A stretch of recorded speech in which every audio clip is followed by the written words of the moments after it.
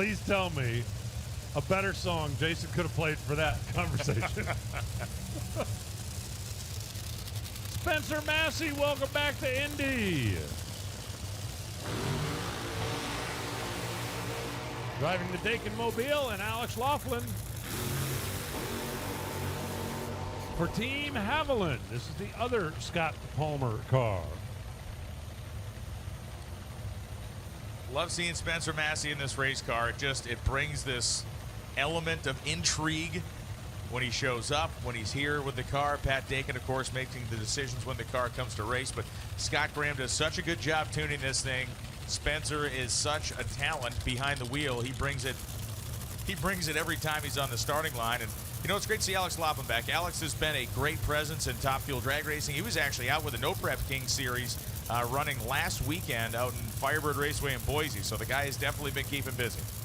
He always keeps busy, and for Alex, you know, anything fast, he's up for it.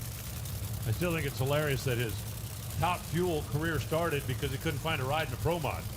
And the sponsor said, "Can you find something to drive in Denver?" And Scott Palmer said, "Well, you want to get a license?"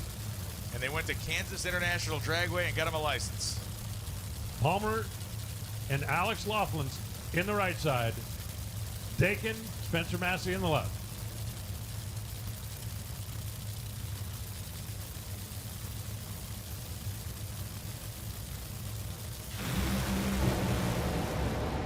Boom!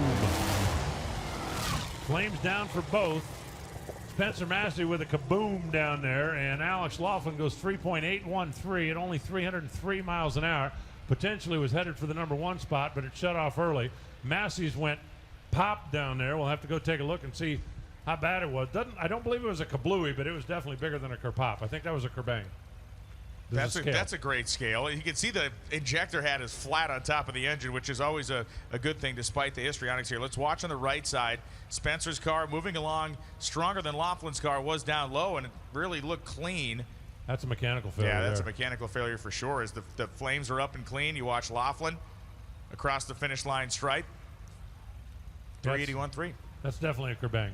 And let me tell you, you're gonna bust my chops about having a scale of kerpop, KerBang, and kablooey after we had the compelling conversation about a heel and toe? Yeah. I mean, at least I came out of that one with which end of the guy's foot he's using. But no, for Spencer Massey, you know, again, tough break, tough way to start the weekend for those guys. They'll go back and look at it, but we go back to this idea of well-assembled cars, well-drilled teams, the quality of the work. That Dakin team is certainly of that level. So, as you said, something it's always bad if something breaks, but it wasn't a valve train failure that sent the supercharger to the stratosphere. Didn't look like it, no. And then yeah. Obviously these cars, for those of you fans that may not be aware, these cars make the power they make by burning a lot of fuel. And if you're doing I'm more than you think. When they're running out there in the middle of the racetrack, they're putting a gallon of fuel through the engine every 3/4 of a second. So when you have a valve train failure, you have the combustion coming out of the cylinder back in, you have a lot of fuel in there to explode. And that, again, was relatively minor considering where it was on the track. And hopefully the damage to the thing isn't too bad. It certainly didn't look like it from here. But that was certainly not like, oh, broken intake valve, because when they break an intake valve, you know, you remember that when Neil Armstrong got to the moon, he said, one small step for man, and then tripped over one of Frank Bradley's old blowers.